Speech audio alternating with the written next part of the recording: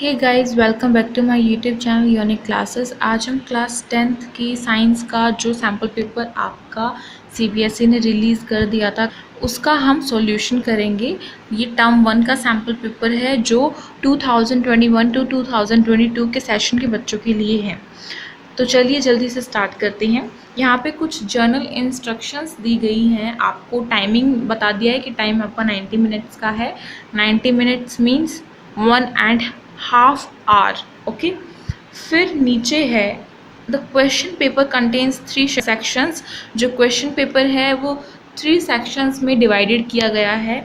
Section A has 24 questions, attempt any 20 questions. तो यहाँ पे बताया है कि जो सेक्शन ए है उसमें हमको 24 क्वेश्चंस दिए गए हैं और हमें ओनली 20 क्वेश्चंस जो हैं वो अटेम्प्ट करने हैं। ठीक है, आपके लिए बेनिफिट क्या है कि आपको चॉइस मिल रहा है इसमें। फिर सेक्शन बी की बात करें तो section B has 24 questions, attempt any 20 questions. ऐसे ही सिमिलर है, 24 क्वेश्चंस दिए गए हैं सेक्शन बी में और अटेम्प्ट करने हमें 20 क्वेश्चंस। नीचे है सेक्शन सी। सेक्शन सी में हमें 12 क्वेश्चंस दिए गए हैं, उनमें से हमें 10 क्वेश्चंस जो हैं वो अटेम्प्ट करने हैं। All questions carry equal marks, और जो जितने भी सारे क्वेश्चंस हैं वो इक्वली मार्क्स में डिवाइडेड हैं, यानी कि अगर क्वेश्चन हाफ मार्क्स का है तो सभी हाफ मार्क्स के होंगे, अगर क्वेश्चन 1 मार्क्स का है तो सभी 1 मार्क्स के होंगे। There is no negative marking, और नेगेटिव मार्किंग नहीं है। ठीक है, अब चलते हैं जल्दी से अपना सॉल्यूशन की तरफ की सैम्पल पेपर जो आपका आया है साइंस का उसका सॉल्यूशन करेंगे। आपका सेक्शन ए की बात करें तो सेक्शन ए में हमें क्वेश्चन नंबर 1 दिया है। इसमें ऊपर ही लिख दिया है कि 24 क्वेश्चंस है, लेकिन अटेम्प्ट ओनली 20 क्वेश्चंस ही करने हैं। तो आप 20 क्वेश्चंस ही अटेम्प्ट करके आएंगे। अगर पेपर में ऐसे कहा जाता है तो उससे ज़्यादा नहीं करके आने हैं। अगर आप उससे ज़्यादा करें तो ये आपकी बेवकूफ़ी है, आप अपना टाइम वेस्ट करेंगे। ठीक है, तो देखिए क्वेश्चन नंबर 1 है हमारे पास। Reema took 5 ml of lead nitrate solution in a beaker and added approximately 4 ml of potassium iodine solution to it. What would she observe? अब इस क्वेश्चन बोला गया है कि जो एक रीमा नाम की लड़की है वो 5 ml जो लीड नाइट्रेट का सॉल्यूशन है एक बीकर में डालती है, और साथ ही उसमें 4 ml अप्रोक्सीमेटली, मीन्स पूरा 4 ml नहीं, कुछ अप्रोक्सीमेटली मतलब 3 पॉइंट समथिंग करके अप्रोक्सीमेटली वो उस सॉल्यूशन में डालती है। ठीक है, क्या डालती है? Potassium iodine solution. तो वो क्या ऑब्जर्व करेगी, ये इस क्वेश्चन में बोला गया है। तो ऑप्शन है हमारे पास, ऑप्शन नंबर ए है the solution turned red, B है yellow precipitate was formed, C है white precipitate was formed, and D है the reaction mixture become hot। तो इसका करेक्ट आंसर क्या होगा? Option number B, yellow precipitate was formed। तो yellow precipitate जो है वो फॉर्म्ड होगा। ठीक है, रीमा क्या ऑब्जर्व करेगी कि जो येलो प्रेसिपिटेट है वो बना है। अब मैं आपको बता दूं कि हमारे चैनल पर आपको जो साइंस है क्लास 10th की के चैप्टर्स जो हैं उनके एक्सप्लेनेशन डाल रखी है। साथ ही साथ अब मैं आप सभी के लिए इनके जो MCQs है चैप्टर वाइज वो लाऊंगी। तो अगर चैनल को सब्सक्राइब नहीं किया तो जल्दी से जाकर कर दीजिए और लाइक कर दीजिए और अपने फ्रेंड्स में शेयर कर दीजिए। और बात बता दूं मैं आपको, हमने आपके लिए क्लास 10th की हिंदी ए का जो सैम्पल पेपर सीबीएसई ने जारी किया है 2021 टू 2022 का, उसका हमने सॉल्यूशन आपका डाल दिया है। आप उसे भी जाकर देख सकते हैं अगर आपने नहीं देखा है तो। चलते हैं नेक्स्ट क्वेश्चन की तरफ। Our next question is identify gas A in the following experiment. अब यहाँ पे ये जो गैस ए आपको दिख रहा है ये इस पूरे एक्सपेरिमेंट में क्या है? गैस ए का मतलब बेसिकली ए का नाम हमें बताना है। तो आपको पता होगा कि जो इस ट्यूब से सोपी सॉल्यूशन में जो गैस जाती है और फिर उसके ऊपर हम वो इस ट्यूब से निकल के सोपी सॉल्यूशन में जाते हैं, फिर उसके ऊपर क्या होता है, हम एक कैंडल को जला कर रखते हैं तो हमें पॉप साउंड सुनाई देती है। और ये पहचान होती है कि इस एक्सपेरिमेंट से जो हाइड्रोजन गैस है वो रिलीज हो रही है, वो निकल रही है। इसीलिए ऑप्शन नंबर बी जो है वो इसका करेक्ट आंसर है। चलते हैं नेक्स्ट पर। तो हमारा नेक्स्ट क्वेश्चन हमारे पास आ गया है। देखिए इसमें हमें मेटल दे दिया, फिर डाइल्यूट HCl दे दिया, मेटल सॉल्ट दे दिया और गैस दे दिया। फिर ये जो ये पूरा पूरा टेबल है, फिर उसके बाद नीचे है which of the following two combinations are correct. तो इसमें बोला गया है कि ये जो टेबल दिया है इनमें से कौन से दो जो कॉम्बिनेशंस हैं वो करेक्ट है, मीन्स वो सही हैं। तो देखिए मेटल और गैस इवोल्ड दे दिया। तो देखिए फर्स्ट है कॉपर, सेकंड है आयरन और थर्ड है मैग्नीशियम और लास्ट है जिंक। तो कॉपर में गैस इवोल्व होती है नहीं, यस होती है। आयरन में होती है नहीं, यस दे रखा है इन्होंने। मैग्नीशियम में होती है नहीं, नो दे रखा है। और जिंक में होती है नहीं, यस दे रखा है। तो ये जो कॉम्बिनेशन है वो कौन से सही हैं। अब सही की बात करें तो यहाँ पे जो आयरन है उसमें गैस इवॉल्व होती है, तो ये जो गैस है ये बिल्कुल करेक्ट है। फिर लास्ट देखिए फोर्थ वाला जिंक में भी होती है, यस सही है। बाकी जो ये दो हैं कॉपर और मैग्नीशियम, ये यहाँ पे गलत आंसर दे रखा है, यस और नो। तो आप समझ चुके होंगे, इसलिए इसका करेक्ट आंसर क्या है, option number D. Option number D इसका करेक्ट आंसर है, ठीक है, यानी कि सेकंड एंड फोर्थ। अब चलते हैं अपने नेक्स्ट क्वेश्चन पर। नेक्स्ट है हमारे पास which of the following correctly represents a balanced chemical equation. इसमें बोला गया है कि ये जो चार ऑप्शंस दिख रहे हैं आपको, इनमें से कौन सी जो इक्वेशन है, केमिकल इक्वेशन है, वो एक बैलेंस्ड केमिकल इक्वेशन है। अब बैलेंस्ड केमिकल इक्वेशन अगर आपको पता है तो आप आंसर बताइए जल्दी से। अगर नहीं पता है तो मैं बताती हूँ, साथ ही साथ मैं बता दूँ कि बैलेंस्ड केमिकल इक्वेशन कैसे हम केमिकल इक्वेशन को बैलेंस्ड केमिकल इक्वेशन में कन्वर्ट करते हैं, चेंज करते हैं, उसके ऊपर मैंने वीडियो बनाई हुई है, तो आप वो जाके चेक कर सकते हैं। डिस्क्रिप्शन बॉक्स में आपको दे देंगे लिंक।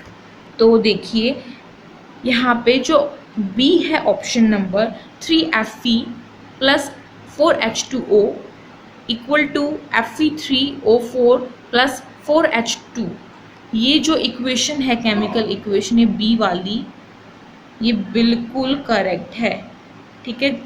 तो यहाँ से जो ऑप्शन नंबर बी है वो आपका राइट हो जाएगा। अब चलते हैं नेक्स्ट पर। क्वेश्चन नंबर 5 है हमारे पास। The graph given below depicts a neutralization reaction acid plus alkyl.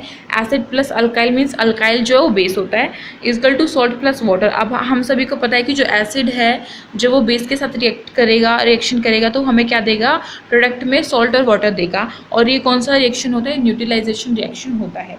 The pH of a solution change as we add excess of acid to an alkyl.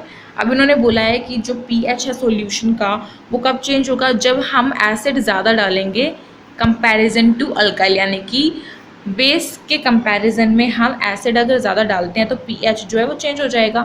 क्योंकि जब न्यूट्रल होता है pH तो वो क्या होता है, वो 7 होता है ना, यहाँ पे 0 होता है, यहाँ पे 14 होता है, राइट। तो न्यूट्रल होता है तो 7 होता है हमारे पास। लेकिन जब हम एसिड को ज़्यादा ऐड कर देंगे, बेस की क्वांटिटी को हम कम कर देंगे तो क्या होगा बताइए, अगर पता है तो कमेंट में बताइए। चलिए यहाँ पे देखिए, ये है वॉल्यूम ऑफ एसिड एडेड, यहाँ पे ग्राफ दे दिया है, ये ग्राफ दे दिया है आपको pH का, और वॉल्यूम ऑफ एसिड एडेड दिया है कि कितना जो है वो एसिड ऐड किया गया है। तो यहाँ पे pH स्केल दे दिया है छोटा सा 0.714। तो वी नो दैट कि जब हम एसिड ऐड करेंगे जब हम एसिड ज़्यादा ऐड कर देंगे बेस के बजाय, तो क्या होगा, वो जो pH है उसकी जो pH रेंज है वो कहाँ पर आएगी, वो 7 से नीचे की तरफ आ जाएगी, ठीक है। 7 से क्या हो जाएगी, डिक्रीज़ हो जाएगी, मीन्स घट जाएगी, इंक्रीज़ नहीं होगी। अगर इंक्रीज़ होती है तो मीन्स हमने बेस जो है वो ज़्यादा ऐड किया है, इसीलिए ये जो डी है ना ये करेक्ट है। इसलिए यहाँ पे देखिए which letter denotes the area of graph where both acid and salt are present. तो यहाँ पे बोला गया है कि ऑप्शंस है और इनमें जो लेटर्स है, कौन सा लेटर जो ग्राफ में सही डिनोट कर रहा है एसिड की क्वांटिटी को। तो यहाँ पे ऑप्शन नंबर जो डी है वो बिल्कुल करेक्ट है कि डी जो है इस ग्राफ में जो हमें डिनोट किया गया है। तो नेक्स्ट क्वेश्चन हमारे पास, in the reaction of iron with copper sulphate solution. जब हम रिएक्शन कराते हैं आयरन का किसके साथ, कॉपर सल्फेट सॉल्यूशन का, तो क्या होता है, विच यहाँ पे दिया हुआ है CuSO4 प्लस Fe, तो फिर क्या होगा Cu plus FeSO4, because iron is more reactive than copper, right. इसीलिए जो आयरन है वो कॉपर से क्या कर लेगा, सल्फेट को छीन लेगा, ठीक है। तो यहाँ पे कौन सा रिएक्शन हो रहा है, यहाँ पे रिएक्शन हो रहा है डिस्प्लेसमेंट रिएक्शन, ठीक है। आपको ये बात भी याद होनी चाहिए, MCQ में पूछा जा सकता है। कमेंट में बताइए कि आपका जो सैम्पल पेपर है वो इजी आया है या नहीं, आपको इजी लग रहा है, डिफ़िकल्ट लग रहा है। बाय द वे, आपने इसकी जो पीडीएफ फॉर्म है वो डाउनलोड कर ली? अगर नहीं की अभी तक तो कर लीजिए, और अगर नहीं करनी आती तो मैंने वीडियो बनाई हुई है कि कैसे डाउनलोड करना है, आप वहाँ से जाके चेक कर सकते हैं। ठीक है, फिर नीचे दिया हुआ है which option in the given table correctly represent the substance oxidized and the reducing agent. अब इस क्वेश्चन में बोला गया है कि नीचे जो टेबल है इसमें हमें ऑप्शन दिया गया ए बी सी डी, और बोला गया है कि कौन सा सब्सटेंस जो है वो ऑक्सीडाइज्ड हुआ है और कौन सा सब्सटेंस जो है वो रिड्यूसिंग एजेंट है। ठीक है, तो कौन सा होगा यहाँ पे ऑप्शन नंबर जो ए है ये करेक्ट आंसर हो जाएगा। जो Fe है वो ऑक्सीडाइज्ड हुआ है और Fe जो है वो रिड्यूसिंग एजेंट भी है यहाँ पे। ठीक है, अब क्वेश्चन है the chemical reaction between copper and oxygen can be categorized as. इस क्वेश्चन बोला गया है कि जब हम कॉपर का और ऑक्सीजन का रिएक्शन कराते हैं तो ये कौन सी रिएक्शन की कैटेगरी में आएगा, मतलब ये टाइप ऑफ रिएक्शन कौन सा है। तो पता है तो जल्दी से जाके बताइए। देखते हैं ऑप्शन नंबर ए है डिस्प्लेसमेंट रिएक्शन, बी है डिकम्पोजिशन रिएक्शन, सी है कॉम्बिनेशन रिएक्शन एंड लास्ट है डबल डिस्प्लेसमेंट रिएक्शन। तो डिस्प्लेसमेंट रिएक्शन नहीं होगा क्योंकि यहाँ पे कुछ भी चेंज नहीं हो रहा है, कोई भी जो मोर रिएक्टिव एलिमेंट है वो यहाँ पे नहीं है। डिकम्पोजिशन भी नहीं होगा क्योंकि यहाँ पे दो चीज़ें जुड़ रही हैं, Cu जुड़ रहा है O2 के साथ, तो यहाँ पे एक से, और डिकम्पोजिशन में क्या होता है कि एक से टूटकर दो बनना।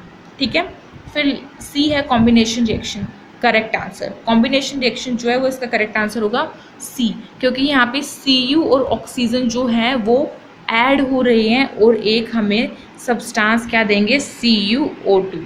सो नेक्स्ट है हमारे पास which of the given options correctly represent the parent acid and base of calcium carbonate. अब इसमें ऑप्शंस दिए गए हैं और बोला गया है कि कौन सा करेक्टली रिप्रेजेंट किया है पेरेंट एसिड और बेस ऑफ कैल्शियम कार्बोनेट यानी कि पेरेंट बेस को। तो कौन सा होगा यहाँ पे कौन सा करेक्टली रिप्रेजेंट किया गया है, जल्दी से जाके बताइए अगर आपको पता है तो। चलिए हम देख लेते हैं इसका करेक्ट आंसर क्या होगा। देखिए पहले ऑप्शन नंबर ए है HCl, फिर है NaOH, बी है H2CO3 और CaOH2। तो करेक्ट आंसर क्या होगा, ऑप्शन नंबर बी H2CO3 और बेस में है CaHO2। ठीक है, नेक्स्ट है question how will you protect your self from the heat generated while diluting a concentrated acid. आप अपने आप को कैसे प्रोटेक्ट करेंगे जब कॉन्सेंट्रेटेड एसिड को डाइल्यूट कर रहे हैं। डाइल्यूट कैसे करेंगे, वाटर मिक्स करके, उसमें वाटर ऐड करके। तो प्रोटेक्ट कैसे करेंगे अपने आप को, किस चीज़ से, जो हीट जनरेट होती है जब हम कॉन्सेंट्रेटेड एसिड को डाइल्यूट करते हैं तो क्या होता है उसमें बहुत ज़्यादा अमाउंट में हीट जनरेट होती है। तो उस टाइम पे हम अपने आप को प्रोटेक्ट कैसे कर सकते हैं, ये वैल्यू बेस्ड क्वेश्चन है। तो ऑप्शन नंबर ए है by adding acid to water with constant stirring, B है by adding water to acid with constant stirring, C है by adding water to acid followed by base and D है by adding base to acid with constant stirring. तो option number A जो वो correct answer है। जब हमें क्या करना है, एसिड को वाटर में मिक्स करना है। ठीक है, वाटर को एसिड में नहीं, एसिड को वाटर में मिक्स करना है और साथ ही साथ उसे constantly, stringing means constantly mix करते हुए, घुमाते हुए उसे मिक्स करना है। ठीक है, उसे घुमाते हुए ऐड करना है। ये नहीं कि आप ऐसे ऊपर से ऐसे डाल के छोड़ रहे हैं, ऐसा करेंगे तो बहुत ज़्यादा हीट जनरेट होगी और आपको क्या हो सकता है, हाँ आपको नुकसान भी पहुंच सकता है। ठीक है, तो ऑप्शन नंबर ए इसका करेक्ट आंसर हो गया। अब चलते हैं नेक्स्ट पर। क्वेश्चन नंबर 10 है हमारे पास, why is it important to balance a skeletal chemical equation.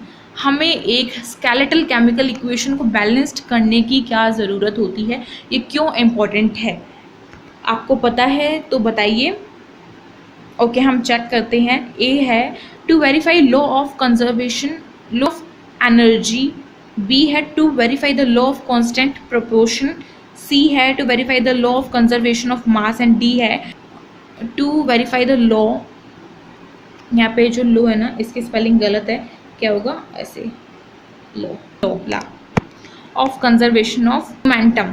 ठीक है, तो इसका करेक्ट आंसर क्या होगा, option number C, to verify the law of conservation of mass. हमें वेरीफाई करने के लिए जो law of conservation of mass है उसको वेरीफाई करने के लिए इंपॉर्टेंट होता है स्केलेटल केमिकल इक्वेशन को किस में चेंज करना, बैलेंस्ड केमिकल इक्वेशन में चेंज करना। सो अगर आपको वीडियो पसंद आई हो तो इसे कर दीजिएगा लाइक, अपने फ्रेंड्स में कर दीजिए शेयर, ताकि वो भी इस वीडियो का फ़ायदा उठा सके और वो भी पढ़ाई कर सके, और अपनी जो प्रेपरेशन है वो अभी से कर दीजिए स्टार्ट। अगर देरी की ना, क्योंकि सैम्पल पेपर हो चुका है सीबीएसई की तरफ से रिलीज्ड, और सैम्पल पेपर रिलीज्ड होने का मतलब होता है कि आपके प्री बोर्ड होंगे, और प्री बोर्ड के बाद क्या आएंगे, सीधे बोर्ड्स एग्ज़ाम आएंगे। तो बहुत बहुत बहुत ज़रूरी है अभी से अपनी तैयारी को स्टार्ट कर दीजिए, और चैनल पर नए हैं तो इसे कर दीजिए सब्सक्राइब, साथ ही साथ जो बेल आइकन है उसे कर दीजिए प्रेस, जिससे कि न्यू वीडियोस की नोटिफिकेशन आपके पास आ सके। हम मिलते हैं इसके पार्ट नंबर 2 में। यहाँ पे हमने ओनली 10 क्वेश्चंस का सॉल्यूशन देखा है, आगे के जो क्वेश्चंस हैं उन्हें भी हम पार्ट वाइज करेंगे। तो पार्ट नंबर 2 में हम आगे क्वेश्चंस करेंगे। तब तक के लिए goodbye, take care, thank you.